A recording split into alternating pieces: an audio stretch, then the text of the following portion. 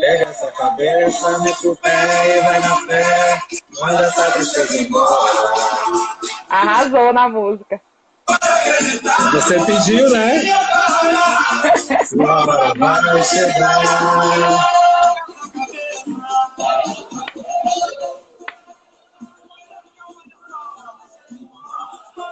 Ó, o cara de macaco já apareceu ali. Isso é a Maísa? É. Só eu que posso chamar ela assim. Ana Paula, Você vai boa cometer essa tarde. gafe. Boa tarde. Antes de mais nada, muito obrigado por aceitar o convite de fazer parte desse nosso quadro da Quarentena com Entrevista. É uma satisfação imensa poder falar com você, né? Um atleta de Obrigada. renome internacional, campeão mundial, né? Tem muita história para contar e uma trajetória muito linda para poder repassar para os nossos atletas que estão aqui na live nos acompanhando. Né? Primeiro eu te perguntar por que essa música está escrita.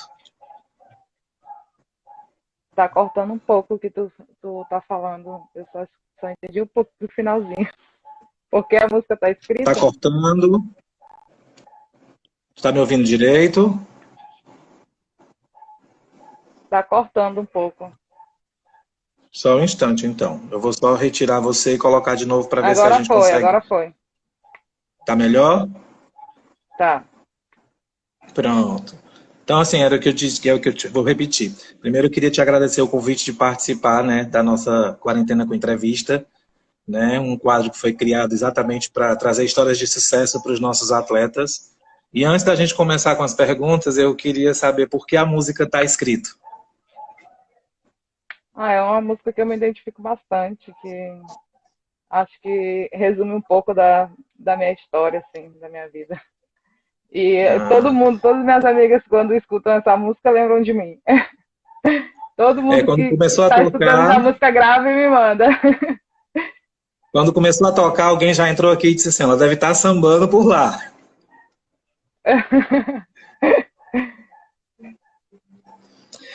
Ana Paula, vamos começar com algumas perguntas enquanto o pessoal já começa aí. Me conta um pouquinho como é que começou a tua carreira não, como é que era a sua vida antes do esporte, antes do esporte entrar nela, né, de onde você é, como é que você vivia antes de você conhecer o esporte.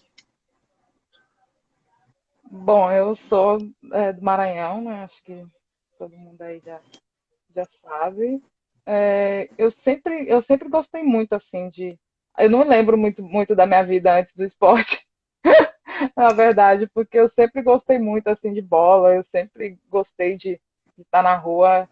O povo até aqui na rua brincava, me chamava de Maria Machinha, né? Que só tinha eu de menina lá no meio dos meninos, jogando bola, jogava futebol na rua.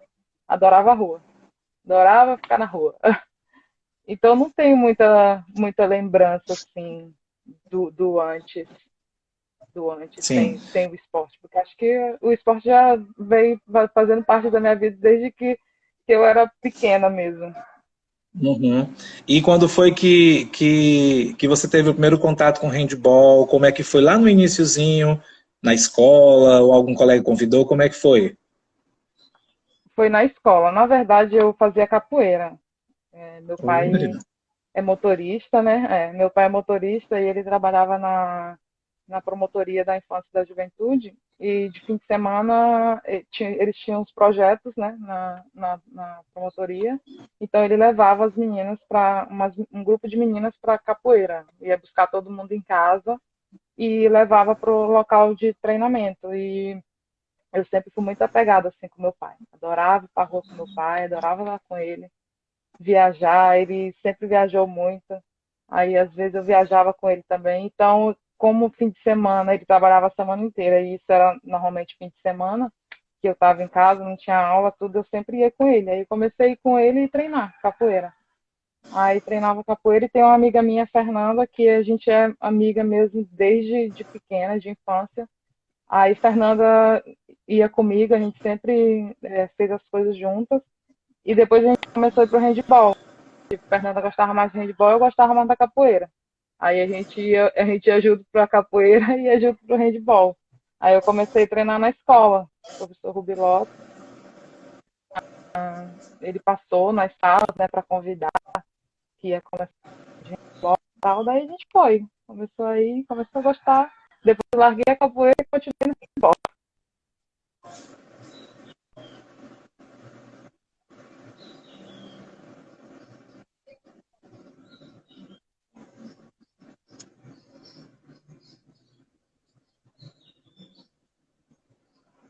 Tá conseguindo me ver direito, me ouvindo, tá? O vídeo tá assim, ó, a bolinha. Tá certo. É porque mais tinha dado uma congelada.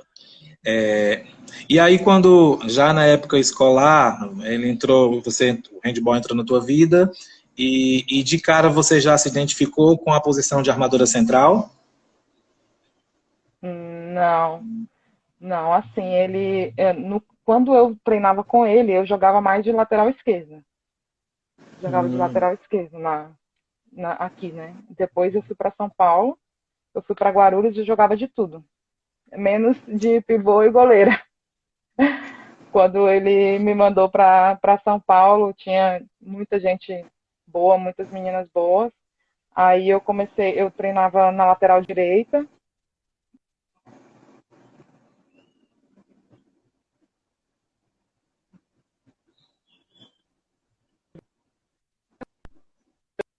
E armadora esquerda, armadora direita. Depois, quando eu fui para a Espanha, foi quando eu comecei a jogar mais de central, assim. Até um pouco antes de ir para a Espanha, em Guarulhos, sempre na minha categoria eu jogava ou de lateral ou de central, e na categoria acima eu jogava de ponta. E uma vez eu fui para a seleção cadete de ponta direita. Eu era tão ruim que não tinha onde me colocar, aí falou, vai lá, quebra esse galho. modesta, modesta. É verdade. E, Tinha muita e gente aí, ó, boa, verdade mesmo.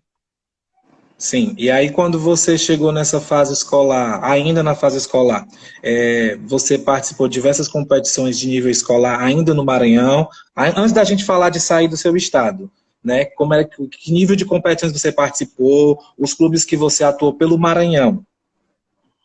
Eu joguei muito pouco aqui no Maranhão. Joguei na escola mesmo, né? Eu joguei aqui acho que só um ano. Um ano e alguns meses. Um ano e 4 meses, mais ou menos. Eu comecei a Quando jogar, né, você na escola. Foi, a gente jogava as competições aqui, tinha bastante campeonato na época, né? Tinha bastante Copa e tal. Aí eu joguei esse ano todo campeonato, joguei jogos escolares. Aí depois a gente foi pro Brasileiro Escolar, que era Jogos da Esperança, que chamava na época. Aí lá a gente ficou em segundo lugar. Daí voltei para cá, acho que eu fiquei mais uns 3, 4 meses e eu fui embora para São Paulo. Mas assim, eu joguei aqui mesmo, eu acho que chegou 1 ano e meio mais ou menos, porque quando ele começou, meu professor começou a dar o treino pra gente, já era quase pro final do ano, do meio do ano pro final. Aí depois eu joguei mais um ano completo aqui e depois eu fui embora. E aí apareceu essa oportunidade de botar de Zezé chegando aí na live. Zezé, sua linda. Tá Zezé, a Doce, a Maísa, muita gente aqui. O William, o Ato aí do Maranhão, mandando um abraço também. E aí, como é que o técnico percebeu que teria que mandar para você ir embora para outro lugar? Como é que apareceu essa proposta de ir embora para São Paulo? Os filhos dele já jogavam lá em São Paulo, e ele tinha contato com a técnica de lá, com a Láusida. Aí, quando a gente voltou desse brasileiro, ele ficou em São Paulo. A gente veio embora e ele ficou, que nosso voo foi para São Paulo, ele ficou lá e a gente veio. Aí ele falou de mim para ela, comentou tudo. Aí depois de acho que 1 ou 2 meses que ele tinha falado com ela, ela ligou para ele. Aí ele perguntou se eu queria ir, eu falei que sim. E você tinha quantos anos nessa época? Eu tinha 14 anos. Você foi embora do Maranhão com 14 anos de idade? Fui. Aí Puxa. quando ele ligou e falou, que ia ter a oportunidade para você ir para São Paulo e tal. Você quer ir? Eu falei, quero. Aí ele falou, vou passar aí mais tarde para falar com a tua mãe. Aí eu comentei com a minha mãe. Eu falei, mãe, eu quero ter a oportunidade para ir para São Paulo e tal. Aí ela falou, você quer ir? Eu falei, quero. Vocês vão deixar? Ela falou, é uma decisão sua, você decide se você quer ir ou não. Aí eu falei, eu vou. Que Eu quero ir. bacana, né? Aí eu tinha Você 14 muito anos. nova. Pois é, você é muito nova e seus pais já acatando uma decisão que definiria a sua vida ou não, na época não se tinha uma certeza disso, e você já embarcando numa aventura em sentido ao sucesso. Tão nova, com praticamente menos de 2 anos de handball, né, sem muita experiência Foi. nem na vida e nem no esporte, e aí chegou em São Paulo. E como foi a experiência em São Paulo com 14 anos de idade? Ah, no começo, assim, foi bem difícil, porque eu sempre fui muito apegada com a minha avó, sabe? A minha avó morava aqui do lado da casa da minha mãe. Era uma casa do lado da outra. Então, eu sempre fui muito apegada com ela. E para eu ir me separar, para eu me separar dela foi muito dolorido, assim, foi muito difícil. Aí, quando chegou lá, eu chorava bastante, assim, no começo, sabe? Chorava bastante, sentia bastante falta dela. E eu sempre fui muito apegada, assim, com a minha família inteira. E eu não sabia fazer nada, sempre foi aquele dia da vovó, que a vovó fazia tudo. Então foi uma barra, assim, tive que aprender tudo. Aprender a lavar louça, aprender a lavar roupa, aprender a limpar a casa. Tive que aprender tudo sozinha, com a vida. E a saudade E, era fogo, assim. Eu tinha bastante vontade, assim, de chorar. Eu me lembro, tem um vizinho meu aqui, quando eu fui embora, ele falou pra mim, ah, quando tu tiver vontade de chorar, só chora embaixo do chuveiro. Toda vez que eu ia tomar banho, eu lembrava e queria chorar. Ai, que engraçado.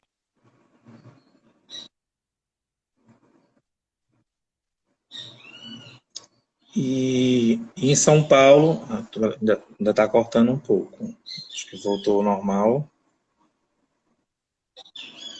A tua imagem está travando um pouco.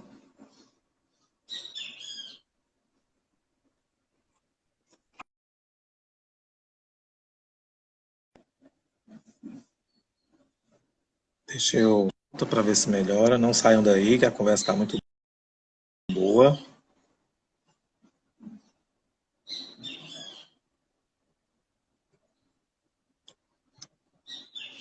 Esperar ela voltar um pouco. Pronto, já voltou.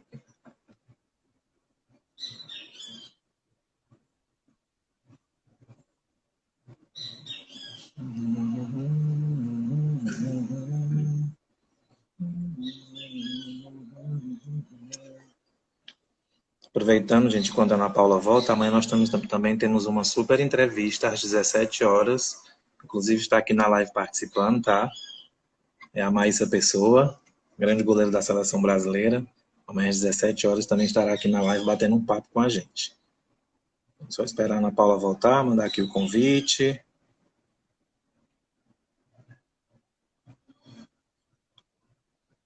Deve estar com algum problema na internet, mas se a gente aguarda, né? Pronto, aqui já voltou. Já mandei o convite aí, esperar a Ana Paula aceitar.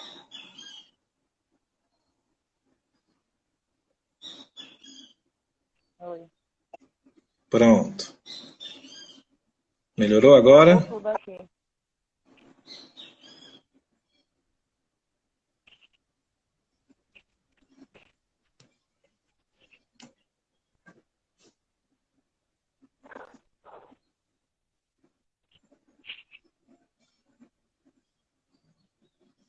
Tá me ouvindo, Ana Paula?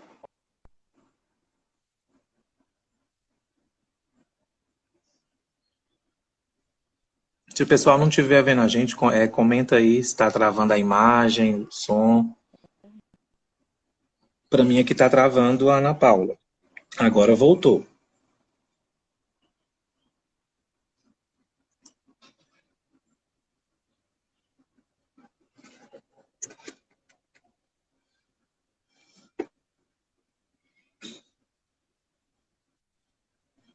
Pronto? Oi, oi.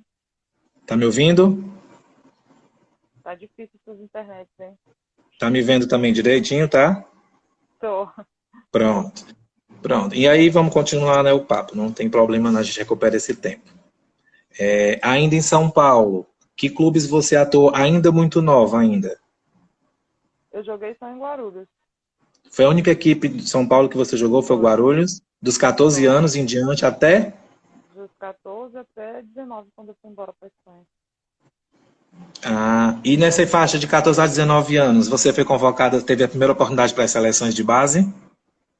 Sim, eu fui para a seleção, eu tinha 15 anos, em 2003, se eu não me engano. Foi a primeira vez que eu fui para a seleção cadete. Aí, depois eu sempre ia, assim, foi passando de categoria, né? Cadete, juvenil, júnior, até chegar na adulto. E aí, com 19 anos, aquela menina que com um pouco mais de um ano de handball foi embora para São Paulo, com 19 anos estava indo para a sua primeira experiência internacional. E aí me conta, como é que foi as experiências internacionais a partir dos 19 anos, por onde é que você atuou, por onde é que a Ana Paula andou? Então, na época que eu saí do Brasil, foi uma época bem difícil, assim, que estava acabando as equipes, o Guarulhos acabou a equipe principal, né? E eu ainda fiquei 6 meses no Brasil. Estão falando que o teu som tá baixo. Acho que é porque tá distante, né? Melhorou? Ah, bastante, pronto. Ai, tá. Aí eu fiquei ainda um tempo, a gente ficou alguns meses fiquei só treinando, né, sem jogada. E a Jake, a Jaqueline, que era goleira também de Guarulhos, que ela já tinha ido para Espanha, ela pediu um vídeo meu, falou que ia levar para o técnico dela ver. Aí eu lembro que eu fui até o aeroporto, ela já ia embarcar, eu entreguei o vídeo para ela e passou uns 2, 3 dias, ela me ligou, falou que o técnico dela também, ele era agente, ele tinha conseguido uma equipe para mim na Espanha.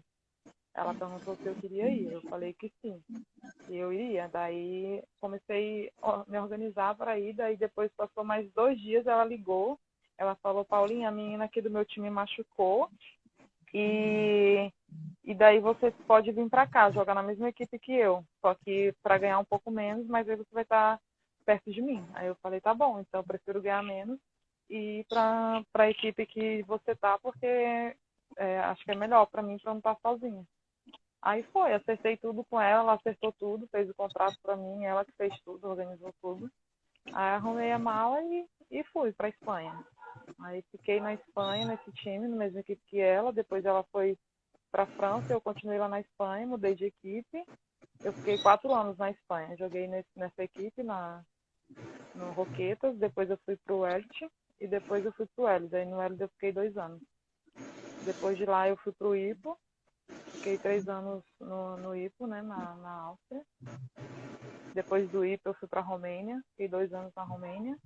E da Romênia eu fui para a Rússia. E fiquei 3 anos e meio no Rostov. Foi agora em janeiro que eu saí de lá. Aí agora eu tô na França e vou ficar na França mais uma temporada. Ah, já tá no handball francês agora.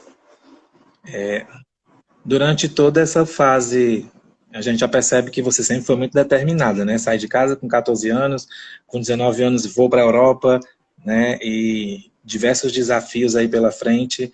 O que é que foi muito difícil para você nesse período todo?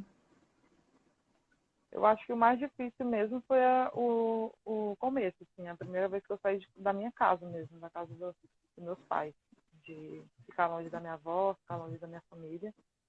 Acho que esse primeiro passo, assim, foi o mais difícil. Eu já passei por muitas outras dificuldades, assim, ao longo do período, assim, que eu tô fora e tal, que eu saí de casa, mas acho que o mais difícil foi deixar eles aqui e ir. Acho que essa fase depois que eu tava em São Paulo, de ir para fora, foi mais fácil para mim, assim, de ter que deixar São Paulo e ir para fora, porque para mim era a mesma coisa de eu Sim. estar em São Paulo ou tá fora, estou longe deles do mesmo jeito. Então acho que o mais difícil mesmo foi esse começo, de ter que largar tudo aqui e ir. É engraçado que eu tinha que vou fazer uma pergunta. Quando a gente sai de casa, você sempre fala que a parte mais difícil é a gente, tipo, largar a família, porque eu sei que é doloroso. Eu já, quando fui atleta, eu tive que fazer isso também, né? É uma parte muito difícil da vida da gente. Mas, tirando a parte da família, durante essa tua trajetória como atleta, Em algum momento algo foi difícil, num clube que chegou, ou num tratamento que teve, alguma coisa te fez pensar que pudesse desistir de tudo e voltar para casa? Assim, desistir, acho que não passou assim pela minha cabeça, porque eu tinha um objetivo muito forte, uma razão muito forte de que me deixasse mais forte ainda para enfrentar as dificuldades, assim, porque desde que eu saí de casa eu sempre tive na minha cabeça que eu queria dar uma vida melhor para meus pais, para Bacana. minha família, que eu queria dar uma casa melhor para eles, eu queria dar uma vida melhor para eles. Então isso me sustentou por muito tempo, assim, de me manter forte, podia vir qualquer coisa pela frente, qualquer dificuldade, mas eu tinha muito isso na minha cabeça. E em algum momento se passou pela minha cabeça, isso aqui está muito difícil para mim, eu vou voltar. Eu pensava neles, assim, porque Uhum. os dois, assim, meu pai e minha mãe já passaram muita dificuldade na vida, assim, muita coisa. Então, muitas coisas eles me contam, me contam, assim, às vezes quando a gente está conversando tudo. Então, tipo, as coisas que eu já passei, os momentos difíceis que eu já passei, para mim, era pouco perto do que eles tinham passado e era pouco perto do que eu queria proporcionar para eles. Mas já passei muita coisa, assim, por exemplo, vou citar um exemplo aqui de uma coisa que me marcava bastante, quando eu tive um problema no pubis e eu sentia muita dor. E às vezes eu sentia dor para sentar, eu sentia dor para caminhar. E muitas vezes eu estava com dor e eu chegava no treino e falava, estou com dor. E não vou citar o nome do técnico aqui, nem o Sim. clube, nem nada. E o técnico já virou e falou, não existe atleta de handball ou algum atleta que treine sem dor. E muitas vezes eu não conseguia caminhar e eu tinha que treinar. Sabe? Então, são coisas assim que marcam bastante, assim. Mas já vivi muitas outras coisas, assim. Já teve momentos depois que eu saí do Brasil, tipo, de me ver sem dinheiro e sem querer pedir pro meu pai e pra minha mãe mesmo, porque sabia que eles não tinham, sabe? Já passei muitos perrengues já. É, Graças a a Deus eu gente, sempre fui abençoada, assim, sempre tive bons amigos, sabe? E Deus sempre colocou pessoas boas na minha vida, assim. Porque sempre que eu passei por algum momento, eu sempre tive alguém do meu lado para me ajudar, para me dar uma mãozinha. naturalmente você chegou na próxima pergunta. Durante toda a trajetória da vida da gente, seja como atleta ou seja na nossa vida, Deus põe no nosso caminho sempre anjos. Desde o início da carreira profissional ou da vida pessoal até os nossos últimos dias. Durante toda essa tua trajetória, Deus deve ter te colocado diversos anjos, com certeza. Né? Muito, Você poderia muitos citar que mesmo. são as pessoas que você julga importante na sua vida, nessa trajetória, além dos seus pais? É até difícil de citar, sabe? Porque, assim, tem muitos amigos que me ajudaram. Eu lembro uma fase que eu passei, por exemplo, em São Paulo. Aí a gente tinha um lugar que a gente comia, chamava Casa do Atleta. Às vezes eu estava tão enjoada de comer aquela comida que eu não conseguia mais comer. Às vezes a gente passava a semana inteira comendo a mesma coisa. Então sempre tinha uma amiga, não, vou trazer uma marmita para ti. Vou trazer uma coisa diferente para tu comer e tal, tipo as meninas que conviviam comigo. Então é até difícil de eu citar o nome de algumas Uhum. pessoas, porque eu posso até esquecer alguém e acabar sendo injusto. Né? Eu falo, tem minha tia também, que é, eu chamo ela de tia, mas ela não é minha tia. Minha tia Maria, que, tipo, algum momento eu abria a geladeira da minha casa, eu não tinha o que comer. Aí eu ia lá, tia, vou comer aí, porque não dá tempo de fazer comida. Chegando da faculdade, ou então chegando da escola e vou pro treino. Mentira, que não tinha comida mesmo. Aí eu dizia que não dava tempo de fazer. Então tem muita gente assim, sabe? Que, que sempre me ajudou. Muitas pessoas boas que Deus sempre colocou na minha vida. Assim. Então é difícil de citar. Tem a Fezinha, a Fernanda de Guarulhos, que me ajudou bastante. A Laura, a Marisa, a Meg. As meninas que jogavam comigo me ajudavam bastante. Tem uma pessoa que eu chamo ele de pai, que é o Xandão, que ele fazia tudo por mim. Na ausência dos meus pais, ele assumiu ali por um bom tempo que ele era meu pai. Ele tentava amenizar muitas vezes as dificuldades, as coisas que a gente passava. Ele não tinha e o pouco que ele tinha, que ele conseguia, ele me dava. Então tem muita gente, assim, é difícil de falar o nome de todo mundo, né? Lá no começo da sua carreira, né, ainda logo depois da capoeira, entre a capoeira e o handball, não sei se você já conhecia o handball nessa época, de pelo menos ver na TV, algo desse tipo. Você teve alguns ídolos ou teve algum ídolo para que te fizesse crescer no handball e gostar do handball? Eu nem sabia o que era handball, na verdade. Eu nunca nem tinha visto, assim, nem TV, nem nada. Nada.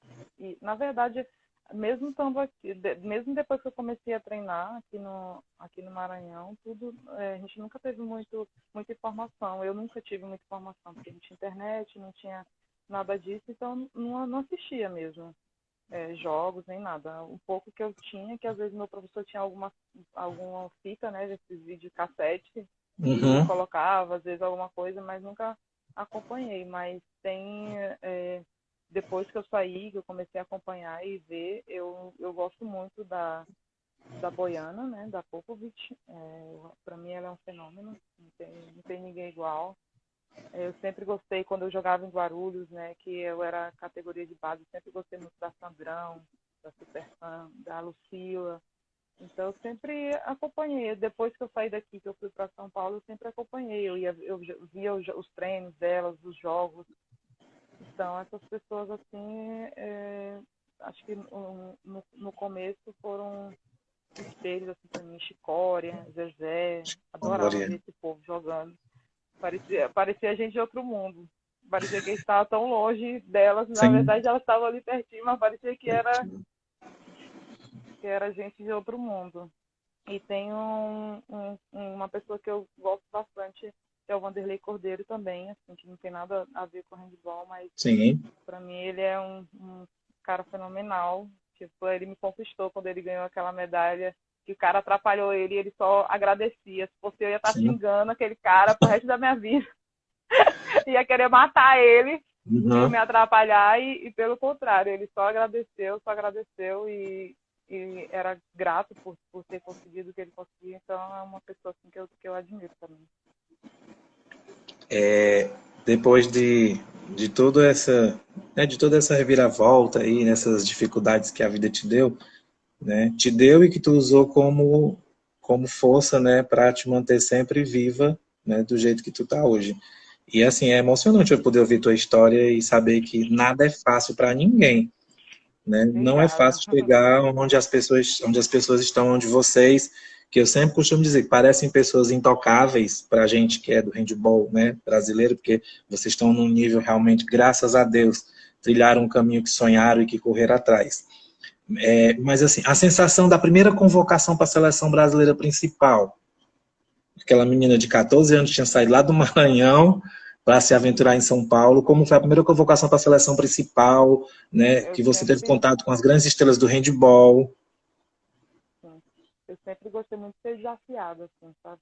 Eu sempre gostei muito de desafio e para mim, assim, era querendo, esse mundo do handball, as pessoas falam muito, comentam muito. Então eu Tem, sabia que muitas pessoas já tinham comentado que o Juan, que era o técnico da seleção principal na época, que ele não gostava muito do meu estilo de jogo, né? Do jeito que eu jogava e tal.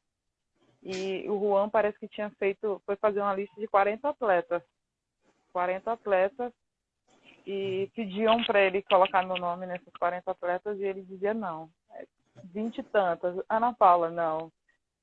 30, 40, não. E isso para mim, assim, eu peguei como um desafio. Eu pensando assim, eu vou mostrar para ele, tipo, eu queria mostrar sim, para ele, eu queria provar para ele e para mim mesmo que eu era capaz e que eu podia estar numa lista de 40 atletas, né? Aí quando eu fui para a Espanha, acho que em 3 meses que eu tava na Espanha, foi a primeira vez que ele me convocou.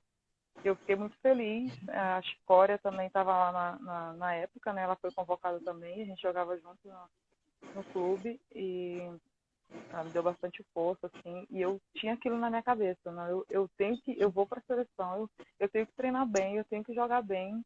Tipo, ele tem que ver que eu sou capaz de estar entre 40 atletas, sabe? Eu tinha isso na minha cabeça, então para mim foi um desafio, assim, muito grande a primeira convocação. Eu fiquei muito, muito feliz, e eu peguei aquilo como um desafio para mim. Aí foi que eu fui.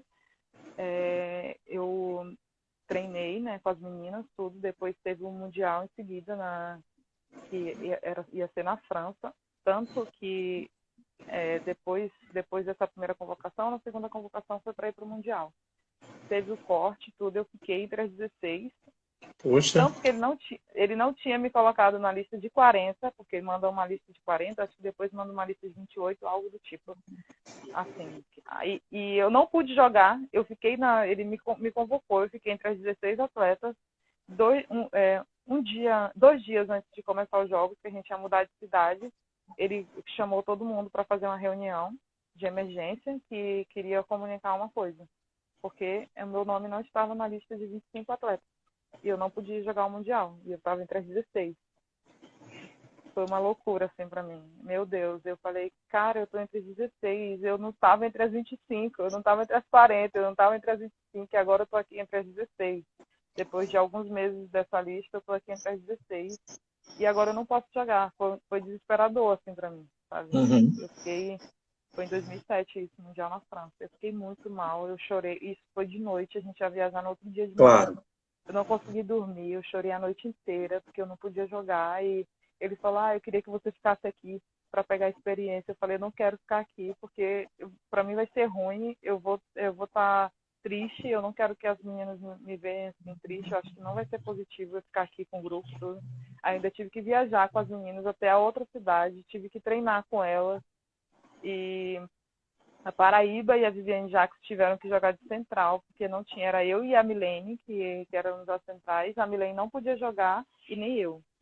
Nós duas estávamos na lista de 16, na convocação, entre as 16, e não estávamos na lista de 25, que eles mandam antes, então. Aí nem eu e nem ela, e éramos só nós duas de centrais. Nem eu e nem ela podia jogar. Aí a gente foi embora. Daí depois acabou o Mundial, acabou essa fase e a gente começou a preparação para 2008. Aí eu comecei a ir, todas as fases ele me chamava, tudo. Aí eu comecei a ir, treinar, e nós éramos 4 centrais, só ia levar 2. Era eu, a Fabiana Gripa, a Lucila e a Milene, se eu não me engano. Nós éramos 4, e no final ele só ia levar 2. Aí foi que eu fui para a Olimpíada de 2008, foi a minha primeira Olimpíada. Desde então eu venho no grupo até hoje. E a experiência da primeira Olimpíada? Parece que está em outro mundo, sabe? Tipo, eu lembro que eu tinha visto a Olimpíada de 2004 na TV com as meninas lá em Guarulhos, numa padaria. A gente foi para uma padaria para assistir o jogo. E aí uma das meninas falava assim, na próxima tu vai estar. Aí eu falei, até parece, imagina, até parece que eu vou estar na próxima Olimpíada, eu falando assim, tipo, brincando e tal, a gente brincando. E de repente eu me vi ali, meu Deus, eu tô aqui mesmo. Há 4 anos eu tava assistindo os jogos delas na televisão, sabe? E cheguei ali na Vila Olímpica e olhava aquela vila enorme, aquele monte de prédio, aquele monte de gente. Meu Deus, isso aqui é coisa de outro mundo, sabe? Olhava para um lado, para o outro, ficava que nem pinto no lixo, como dizem. Uhum.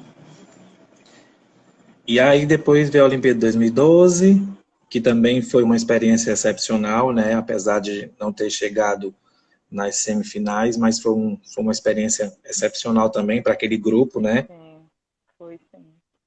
E aí vocês chegaram no Mundial 2013. Só alegria. Mas até chegar nessa alegria, nada foi fácil, porque eu sei bem que vocês trabalharam muito para chegar no Mundial. Na verdade, vocês trabalharam muito para a Olimpíada de 2012. Sim. Né? E aí... Foi um baque ali, viu? A gente Isso. não ter passado, tudo foi triste demais.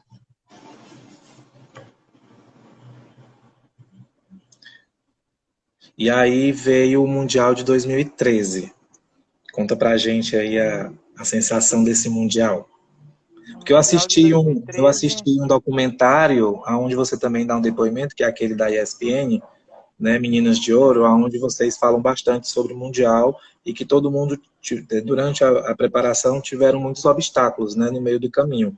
Sim, então, eu ia falar, a gente teve muito problema no começo da preparação. Que a gente ficou acho que uns 3 dias, assim, no começo da fase, sem gente para treinar. Não tinha gente para treinar. porque estava todo mundo ferrado, uma estava com as costas ferradas, a outra estava com a perna ferrada, a outra estava com a dor no dedo, a outra estava com o pé ferrado, e não tinha gente suficiente para treinar.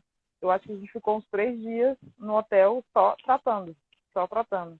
Eu lembro que a Duda estava com problema na coxa, a Duda ficou um tempão, acho que um tempão sem poder treinar com a gente, sem poder jogar, tudo. Ela foi já, acho que bem no comecinho já dos jogos que ela começou, que ela conseguiu recuperar, e tinha outras com problema. Eu, inclusive, era uma, se eu não me engano, eu estava com alguma coisa nas costas, eu também fiquei 3, 4 dias sem poder treinar, sem poder fazer nada. Essa preparação, o começo da nossa preparação para o Mundial foi bem, bem difícil, foi bem complicado. Não tinha nem como treinar, né, na verdade, no começo. Mas no final deu tudo certo. E aí foram passando os jogos, fase classificatória, e veio Brasil e Hungria. Que jogo, né? Ah, meu Deus. Haja coração. Como é que você se viu numa partida? Acho que foi o jogo mais difícil, assim, pra gente, porque a gente sempre chegava até ali, sabe? Até aquela fase. A gente sempre, todos os mundiais que a gente foi, a gente sempre chegava até aquela fase ali. Até as quartas de finais, e dali não conseguia passar. Então foi um desafio grande, assim, pra gente. Eu acho que todo mundo se concentrou muito, assim, colocou muito isso na cabeça, pensava muito nisso, de que era matar ou matar, e acho que foi o jogo mais difícil, assim, que a gente teve no Mundial inteiro, assim. Foi o jogo mais difícil, o jogo mais complicado, mas graças a Deus lutamos até o final e deu tudo certo. Deu tudo certo, e aí veio a semifinal, e aí veio a brilhante final contra as donas da casa, e aquele bate-papo, né, aquela preleção com o Morten antes da final. Naquele momento, assim, o que é que passava pela cabeça da Ana Paula durante aquela preleção? Olha, o Morten fez aquela brincadeira ali, eu não sei se você já viu esse vídeo, foi a única que fiquei sentada ali, a Marina estava fazendo alguma coisa na minha perna, acho que eu estava tão concentrada no meu objetivo que, por mim, assim, acho que ele podia se pintar de palhaço, que não ia tirar meu foco, sabe? Tipo, ele brincou ali, fez aquela brincadeira, tudo, mexeu com as meninas, todo mundo foi lá em cima dele, eu fiquei olhando assim, sabe? Tipo, parecia que eu não tava nem ali naquele momento, eu tava com outro pensamento na minha cabeça, eu tava pensando no jogo, tava pensando que eu tinha que me blindar de 22 mil pessoas que estavam ali fora, gritando contra a gente, que acho que tinha só os chapolins lá torcendo pra gente, de 22 mil pessoas. Então eu estava muito, muito, muito concentrada. Eu pensava muito assim, a gente já tem uma medalha. Eu sei que a gente já tem uma medalha, mas não é essa que a gente precisa, não é essa que a gente quer. E eu tinha muito isso assim. Eu pensava muito nisso, de me concentrar, e pensava nas coisas que nos momentos difíceis do jogo, o que eu podia pedir, qual jogada eu podia. Eu estava com isso assim na minha cabeça. Pensava muito em momentos de dificuldade assim do jogo, eu pensava em muitos momentos de dificuldade e em que jogada pedir, no que eu poderia pedir por algum momento que a gente estivesse passando por dificuldade. Assim, eu tava Porque você tinha uma responsabilidade imensa pela posição que você joga, né? Muito, Entendeu? E eu me culpo muito, assim, quando as coisas dão certo, ok, eu fico tranquila, mas quando as coisas dão errado, assim, às vezes, tipo, a gente perde algum jogo importante, tudo. Às vezes eu vou dormir, vou deitar, eu fico pensando no que eu poderia ter pedido diferente, o que eu poderia ter feito para mudar a configuração do jogo. Sabe assim, aquela coisa, tipo, deu certo, ok, mas se não deu, tu é a culpada porque tu não soube organizar o jogo como que tinha que ser. É mais ou menos isso. Uhum. Mas aí no final, né, veio aquela vitória brilhante. Nós brasileiros pudemos assistir na Esporte Interativo com a narração do André, que foi excepcional. Acho que todo mundo que assistiu, André, que já Deus, reviu, emocionante. Veio as lágrimas. E aí tem aquele momento onde a Ana Paula, aquela menina de 14 anos que saiu de casa nova, sobe naquele pódio para receber a medalha de campeã do mundo. Assim, eu não sei você, porque você demonstra ser uma pessoa assim, muito introspectiva, assim, muito calada. Mas assim, qual foi a tua sensação naquela hora de receber aquela medalha? O que é que passou na tua cabeça? Sensação nenhuma. Eu só queria gritar. Só queria Era? gritar. Aham. Eu só queria gritar. Eu falo, gente, eu tenho vontade de gritar, gritar, gritar, gritar. As meninas falam que eu tava doida. Às vezes a gente comemorou, né? Tipo, às vezes era. A gente ficou acho que uns 2 dias ainda lá, antes de ir embora, ou um dia. Eu colocava a cabeça na janela, assim, do quarto do hotel e gritava, é campeão, eu sou campeã do mundo, meu Deus! Eu só gritava. E ali, na hora que eu subi ali naquele pódio para receber minha medalha, eu tinha muita vontade de gritar e eu tinha duas imagens na minha cabeça, que era aqui o pessoal, porque quando tem jogo quando tem jogo da seleção, que eu estou na seleção, aqui em casa é como se fosse Copa do Mundo, aqui na Uhum. rua, né? Os vizinhos, todo mundo, minha mãe abre aqui e coloca a TV na garagem ou então na rua. E todo mundo vem assistir, todo mundo coloca Puxa. as cadeiras na rua, todo mundo vem assistir, então fica cheio aqui. E meu marido tinha me mandado uma foto, né, do pessoal aqui. Então, na hora que eu coloquei o pé ali, me veio a cena das pessoas aqui na minha casa, dos amigos da minha mãe, dos meus amigos aqui da rua. Me via eles assim na cabeça. E muitas vezes em muitos jogos, quando eu ia entrar assim na quadra, me vinha essa mesma imagem assim na minha cabeça, das pessoas aqui em casa, todo mundo sentado, torcendo pela gente, ou então eles comemorando, vinha muito assim na minha mente.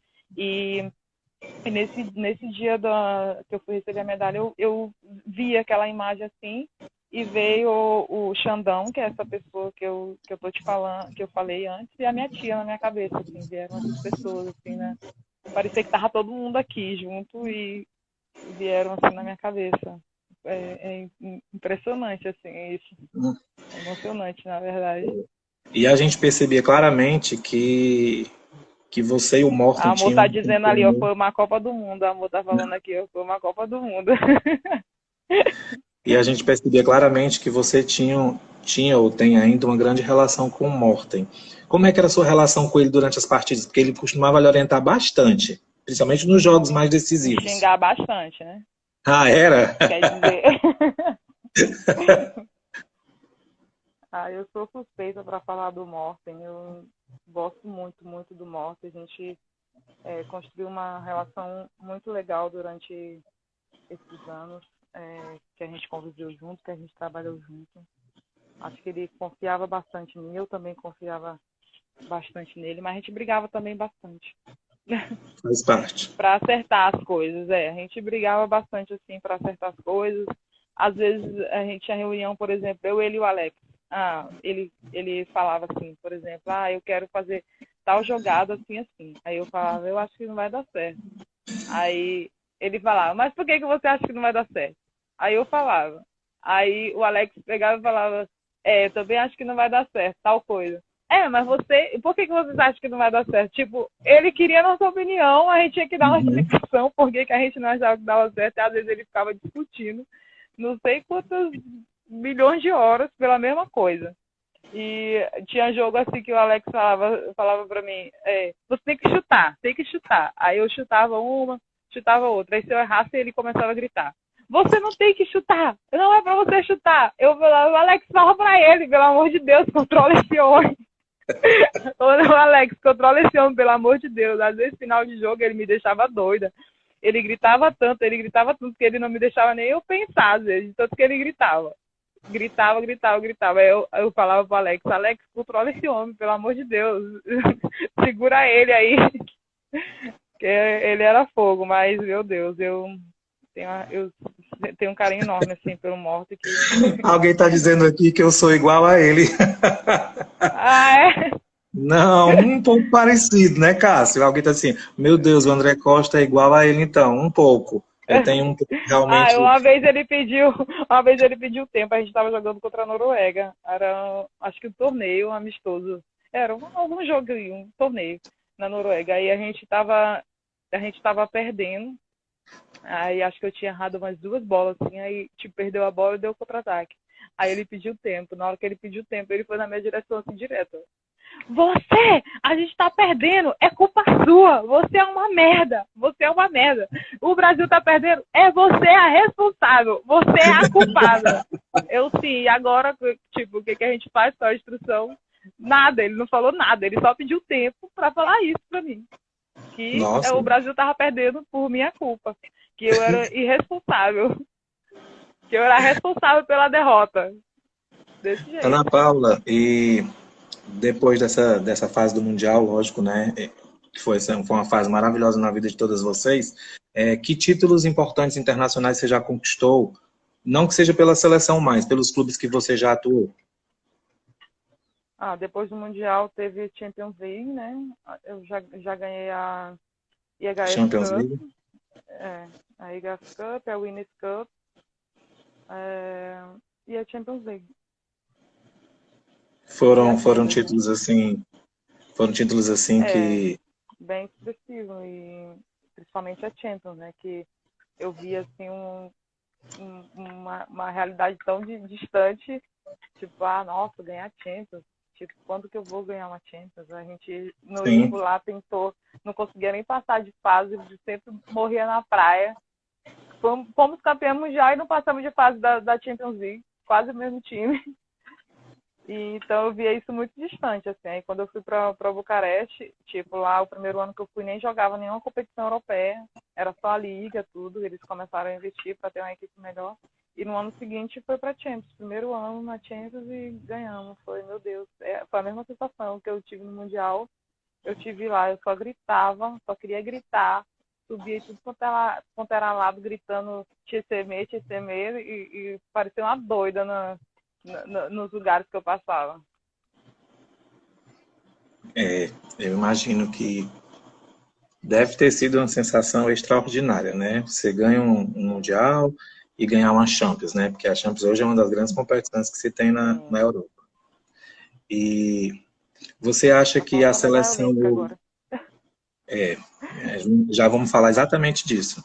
Você ainda pretende fazer parte do próximo ciclo olímpico? Eu não sei. Eu não sei. É uma pergunta um pouco difícil. Acho que depois da minha lesão eu tive um retorno bem complicado, sabe? Eu não tive muita oportunidade no clube. Eu sinto um pouco mais de carga.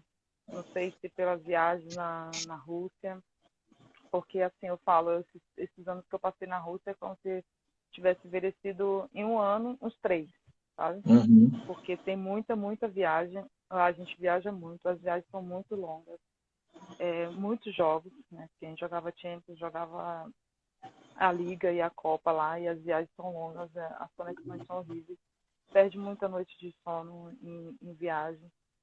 Então, assim, o próximo ciclo são mais 4 anos, né? Então, eu não sei, vamos pensar um passinho de cada vez. Eu espero estar até o próximo ano, né? Que no caso a Olimpíada, que foi adiada para o próximo ano, que seria desse ciclo. Sim. Eu espero estar nesse grupo, eu espero estar nas Olimpíadas. Mas é um caminho difícil. De pegada aí, vamos ver. Eu espero que esse grupo ainda consiga segurar uma boa parte para a próxima Olimpíada, porque realmente nos falta essa medalha, e eu acho que vocês estão no caminho, né? A gente está chegando nos 10 minutos finais da live, e eu já passou por diversas pessoas que a gente já entrevistou aqui, acho que você é a 16ª pessoa que a gente entrevista aqui. E talvez nenhuma história tenha emocionado tanto quanto a sua, né? De você poder dizer que já abriu a geladeira e teve que dizer para a tia que eu vou comer aí porque não tem. Porque essa é a realidade de muitos atletas nossos. Entendeu? Muitos, assim. Talvez ninguém tenha dito com tanta maestria e que tenha feito chegar onde você chegou. Desde a hora que você falou, isso aqui ficou aqui na minha cabeça, martelando. Porque assim, eu trabalho com adolescentes, com crianças, e eu sei a realidade da vida de cada um deles. É por isso que, na verdade, a gente criou esse Quarentena com Entrevista. para trazer histórias de sucesso como a sua. Porque todas as histórias que a gente passou por aqui, todas são super importantes. Todo mundo se identifica com alguma coisa. Eu me identifico um pouco de todas. Mas talvez nenhum tenha tocado quando você falou na geladeira, quando você falou que todas as vezes que você pensava em desistir ou que tinha algum problema, você lembrava lá dos seus pais e da sua mãe lá no começo. Eu não tinha ideia da inspiração que você poderia se tornar depois de uma live dessa. Porque você realmente é uma pessoa que inspira. Eu estou simplesmente encantado, encantadíssimo, com a humildade e a simplicidade que você tem de contar a sua vida, porque não é todo mundo que tem essa coragem e tem essa maturidade de falar. Primeiro que você já saiu de casa com 15, com 14 anos de idade. Você saiu uma menina, uma criança, né? E com 19 anos você saiu para a Europa. Então, assim, com 19 anos tu já tinha vivido o que muita gente não viveu com 30. E tão só, e tão longe de casa. E muito pior, vindo do Nordeste. Né? Porque a gente sabe que nós nordestinos, a gente eu já vi muito lá, eu já vi muito lá de São Paulo para cá de ônibus, viu? 3 dias. Tá vendo? Uma vez eu vim de ônibus clandestino, porque não tinha mais passagem na rodoviária para eu vir embora. Aí eu queria vir embora, eu vim de ônibus clandestino. E tinha tanta gente, tanto homem bebendo, que eu fiquei com medo de dormir. Fiquei 3 dias sem dormir, porque eu fiquei com medo dos caras bebendo e não conseguia dormir. Com respeito a todos os atletas de todos os estados, né, do Brasil, de todas as regiões. Mas, assim, todas as vezes que um nordestino passa aqui, a gente sente, né, isso mesmo que a Zezé acabou de dizer, assim, a gente, né, de guerreira, sabe, assim, de pessoas que brigam, que lutam para atingir o sucesso. E, assim, não tem essa de não vai dar certo. Dá certo sempre. Entendeu? Dá muito certo sempre, muito, muito, assim, olha, você realmente é uma história de sucesso, sabe, assim, eu estou muito feliz em poder ter te dado a oportunidade, né, de conversar com você e de trazer um pouco da tua história, né, para cá, da tua trajetória, porque o que eu canso de dizer é que a nossa ideia da live não é contar como vocês já estão hoje, porque isso aí as redes sociais, elas estão para mostrar. Eu gosto de contar... Né? Já mostra, né? Se você abre a página do seu clube, você vê a história, o treino, o dia a dia. Mas o que vocês passaram para chegar até aí, são poucas pessoas que conhecem, pouquíssimas. Até talvez eu brinco às vezes com a minha mãe, eu falo, mãe, já passei por tanta coisa que se a senhora não soubesse, a senhora tinha feito eu voltar na primeira. Ela, com certeza, eu teria mesmo. Se eu soubesse qualquer coisa, eu ia fazer você voltar. Então, eu falei, por isso que eu nunca te contei, por isso que eu sofria calado, quietinha, sozinha. Então, sou muito grato, né, por você representar não só o handebol brasileiro, mas como o handebol do Nordeste, né? Feliz mesmo porque você carrega com muita vontade. A gente vê nas partidas quando tu veste a camisa da seleção, né, que é um negócio surpreendente, assim, você emociona jogando pela sua vontade, pela sua garra. Não interessa se a fulana tem 2 metros de altura, 2,10, você vai para cima mesmo, entendeu? Você tem a cara do povo nordestino. Perde de bola. Erra muito, mas acerta o dobro, né? Então, só erra muito quem acerta muito, né? Então, você tem isso, você tem a cara, realmente você tem esse sangue nordestino, assim. Realmente, a Zezé tem razão, sangue você joga quente. Numa deusa, né? Você bota quente mesmo. Então, assim, eu estou muito feliz, muito, muito feliz, assim, numa tarde de domingo dessa, poder conhecer uma história como a tua. E não vai sair da minha cabeça essa história de ter começado lá com seus pais, né, ter saído de casa cedo, e a história de abrir a porta da geladeira. Isso não vai sair nunca da minha cabeça. Eu sei que meus atletas estão assistindo também a live, porque muita gente se identifica com a história dessa, e isso faz uma diferença danada na vida das pessoas. Porque faz. Entendeu? Isso faz uma diferença grande na vida de todo atleta que quer crescer. Ana Paula, muito obrigado, mas muito obrigado mesmo de coração. Eu agradeço pela oportunidade de poder falar um pouco da minha história para vocês, para todo mundo que está aí assistindo. É muito bom, eu fico feliz de poder ajudar de alguma forma. É uma ajuda surpreendente. Entendeu? Assim, eu posso falar por nós cearenses, que sempre acompanhamos os jogos, somos muito apaixonados pelo handebol mesmo, né? Eu canso de dizer, escuto atleta novinho dizer, eu quero chutar igual a Ana Paula, eu quero chutar igual a fulana, entendeu? Assim, é muito bonito. Agora você pode falar, eu quero ver se está disposto a passar o que ela passou. Eu sempre brinco, todo mundo Todo mundo quer ser Ana Paula, todo mundo quer ser Duda, todo mundo quer ser Alexandra, mas será que todo mundo está disposto a passar o que elas passaram? Eu sempre falo isso aqui muito aqui para as pessoas. Eu falo, todo mundo quer ser eu. Ah, porque eu te admiro, não sei o que e tal. Tem que querer passar o que eu passei também. Isso, Porque não é exatamente. fácil. As pessoas só têm essa visão que nem tu falaste, que tá lá, joga na seleção, tá na Europa e tal, mas não sabe o caminho que a gente teve para chegar e para estar onde a gente está. Não é fácil. Vocês escutaram um pouco aí. Contei um pouquinho só do que eu passei e quero que vocês saibam que não é fácil, mas que vale a pena. E eu sempre falo isso, que vale muito, muito a pena. Tudo que eu passei, eu sou grata, assim. E aqui minha mãe, entrando de fininho, trazendo a roupa. Uhum. Tudo que eu passei, eu passaria tudo de novo para ter o que eu tenho hoje, para ser o que eu sou hoje. Então, eu falo, vale a pena, vale muito a pena. Muito feliz pela entrevista, muito, muito feliz mesmo, né? Amanhã a gente também vem com outra nordestina, arretada mesmo, danada. Cara de macaco.